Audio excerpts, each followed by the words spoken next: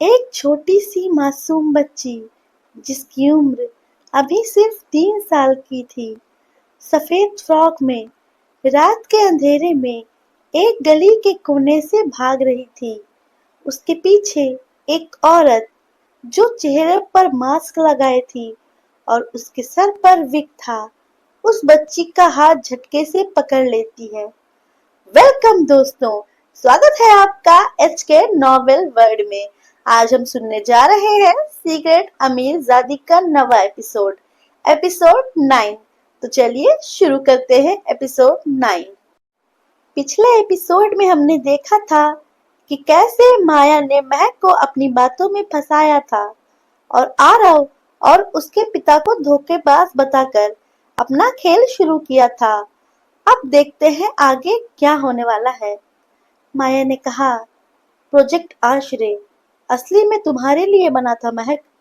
तुम वारिस थी, पर उस जाली प्रोजेक्ट में आरव का नाम है। मैं घबरा गई। मैंने कहा, मतलब आप कहना क्या चाहती हैं माया जी? आरव ने ये सब किया और उसके पिता ने मेरे पिता को धोखा दिया। माया ने जवाब दिया, महक, तुम्हारे पिता एक ईमानदार और दिल के साफ इंसान थे, पर ईमानदार लोगों की एक कमजोरी होती है, वो अपनों पर अंधा भरोसा कर लेते हैं। और आरव के पिता ने उस भरोसे का पूरा फायदा उठाया। माया जी की बातें मेरे दिल में एक जहर की तरह उतर रही थी। माया जी ने कहा, मुझे डर लग रहा है महक।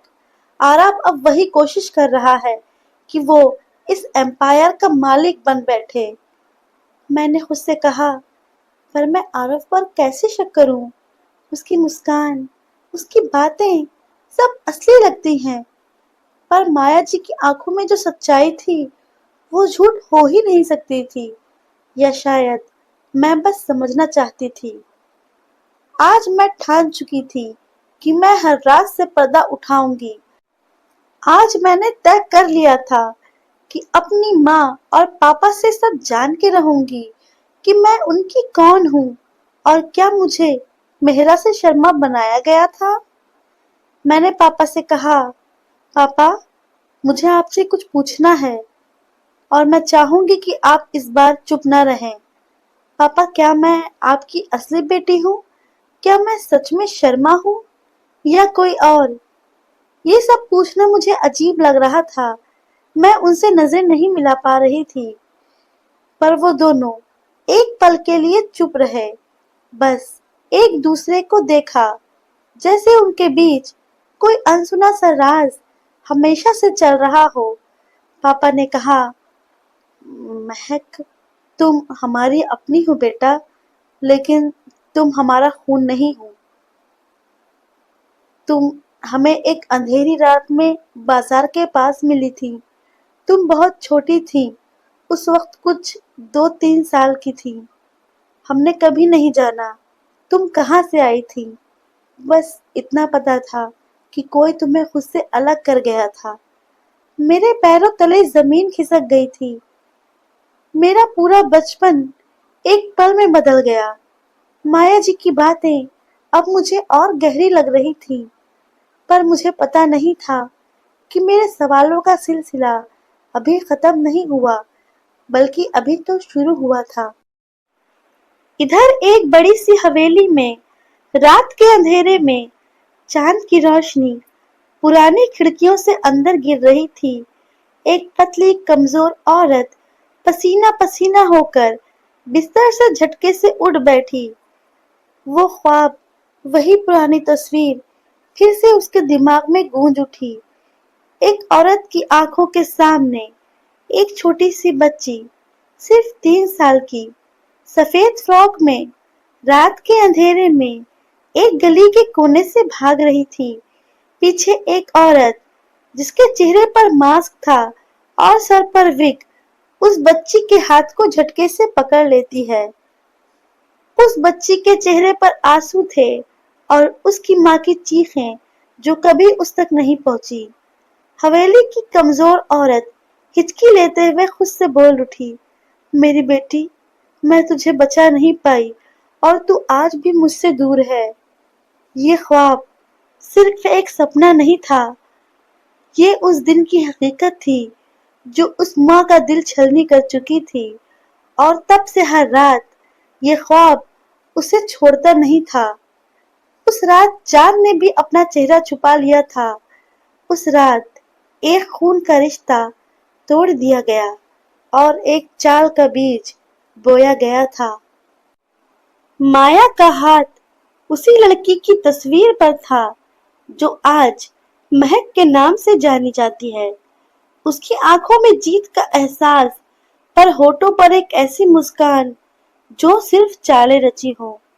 माया ने अंदर ही अंदर खुद से कहा, सिंघानिया का नाम महक को कभी नहीं मिलेगा। आरव का सच जो मैंने रचा है उसे तोड़ देगा, और जब वो टूट जाएगी बस मैं रहूंगी उसका सहारा बनने के लिए। माया ने अपने अंदर ही अंदर अपने से बात किया, सिंघानिया से बदला तभी पूरा होगा जब उनकी असली खून का एक जर्रा भी उनके पास ना रहे।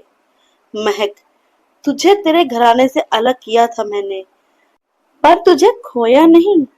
हमेशा तुझ पर नजर बनाए रखी कि तुझे किस फैमिली ने पाला, तेरा हर कदम ट्रैक किया।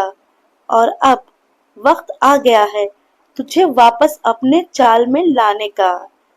इधर आरव की आवाज माया की केबिन में गूंजी, जो अभी तक इस पूरी खेल का हिस्सा होने से अनजान था।